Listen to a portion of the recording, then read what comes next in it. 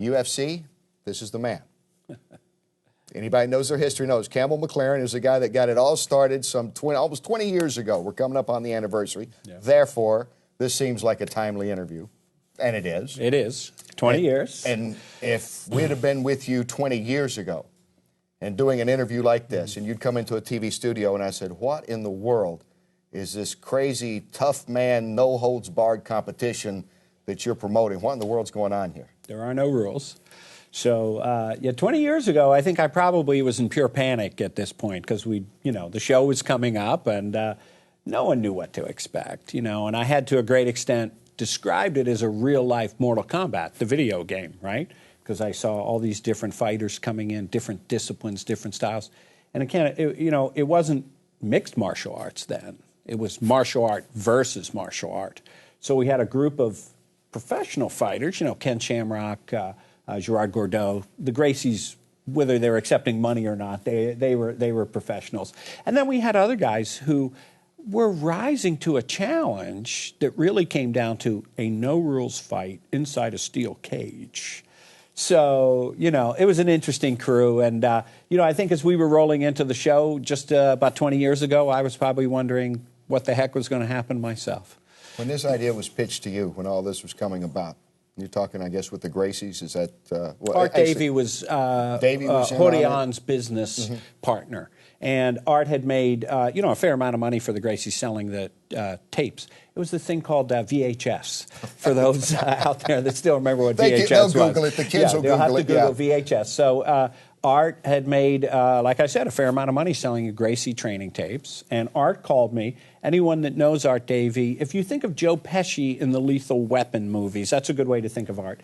And Art called me and he made a pitch something like this. Hey, Campbell, yeah. Everybody else has turned me down. You're the old HBO turned it down. Showtime turned it down. You're the only one left. I thought, this is a hell of a pitch, Everybody's turned me down. And he told me what they wanted to do, and I started to visualize it right away. I mean, when I heard the idea on that call, I thought it was just tremendous. And I was intrigued that the Gracies would fight anyone. And I was fairly sure if they had to fight a boxer, they would get killed. That was kind of how naive I was. When this first comes out and you read some of the old stories, they're talking about we're going to have a moat. Like, I don't know if you're going to cross with crocodiles there or what, razors. I mean, there were a lot of things going out there. Obviously, most of them very untrue, and it didn't have the internet buzz that you get again today. But, people were saying all kinds of things about this sport. Well, that's a good point that there was no internet. I mean, there was an internet, but it certainly doesn't function like today. There was no social media. So here we go out to do an event with almost zero advertising budget, right? I mean, Dana spends more on lunch these days than the first UFC spent on advertising, and that's not even an exaggeration. So we had to really make the controversy work. And the buzz was the very old-fashioned buzz of people talking to people. It wasn't Facebook.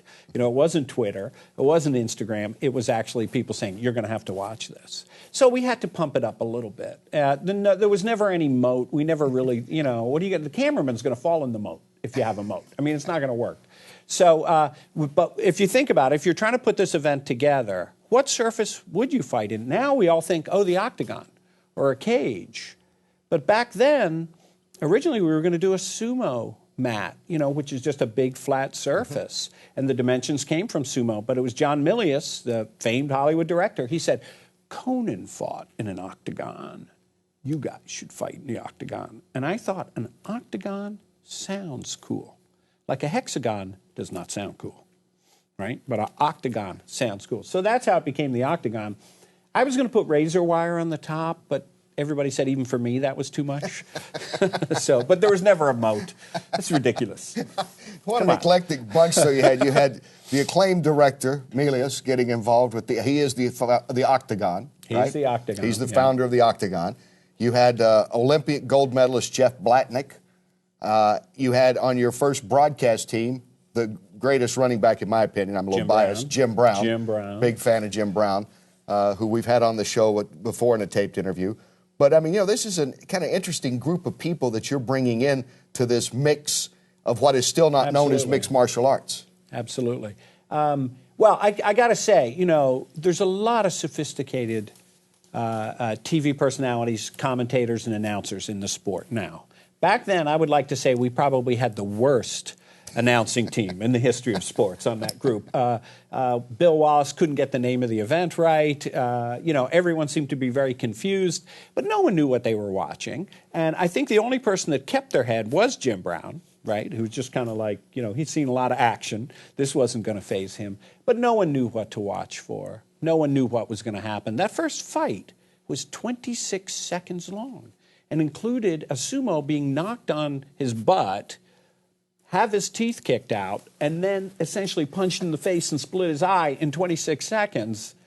And, nobody expected that. Well, there was a Shamrock story. Ken Shamrock's told this to us and told several others, obviously, over the years. He said, I saw the tooth fly, and we're all backstage, and I said, hey, this stuff is real, guys, okay? Just in case anybody has any thoughts otherwise, this thing is the real deal. No one knew what to expect, the fighters or the producer. Right? We didn't know. We didn't know. And I'll repeat, I don't mind saying this. I really thought the boxer was going to win. Yeah. I figure the boxer just knock everybody out.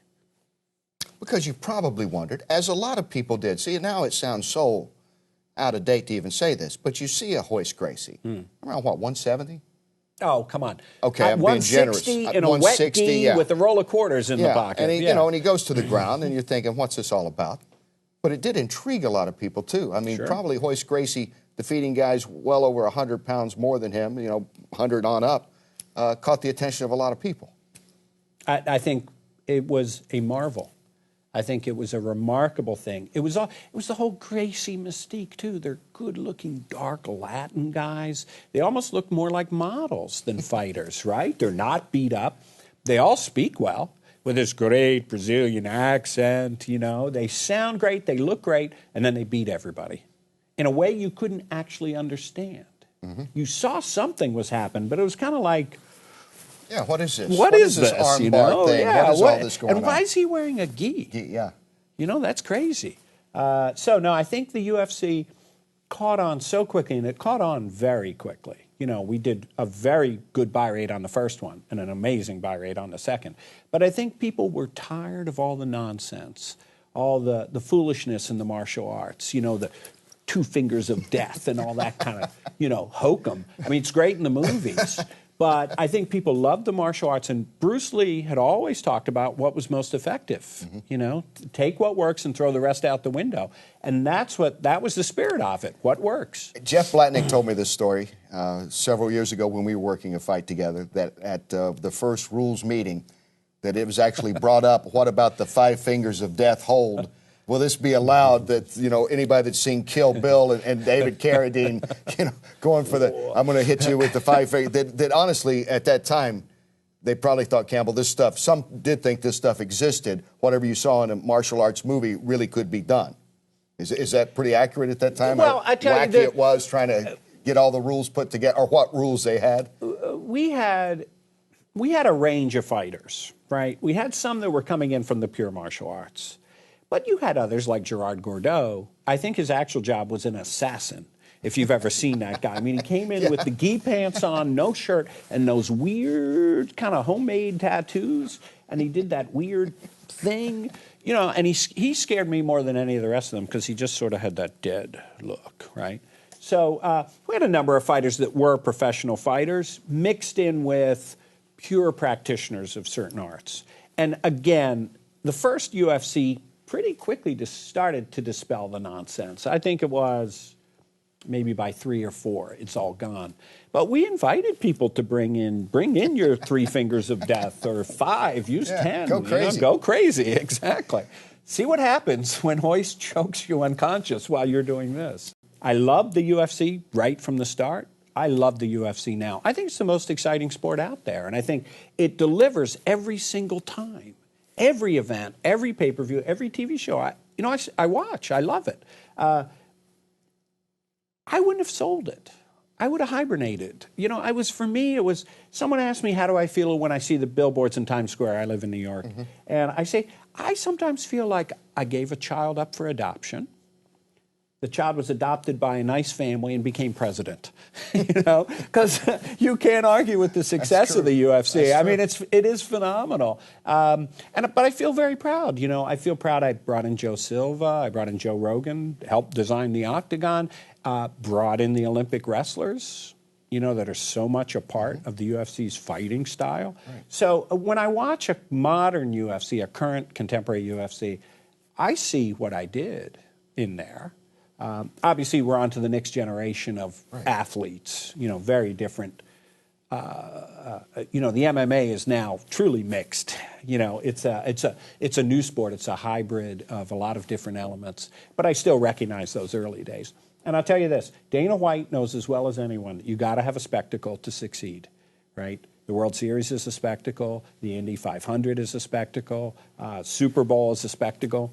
Sometimes you're a little let down when you see who actually wins. But I think Dana has brought this world-class sports to it that we didn't honestly have because we were taking sort of whoever would come on the first one.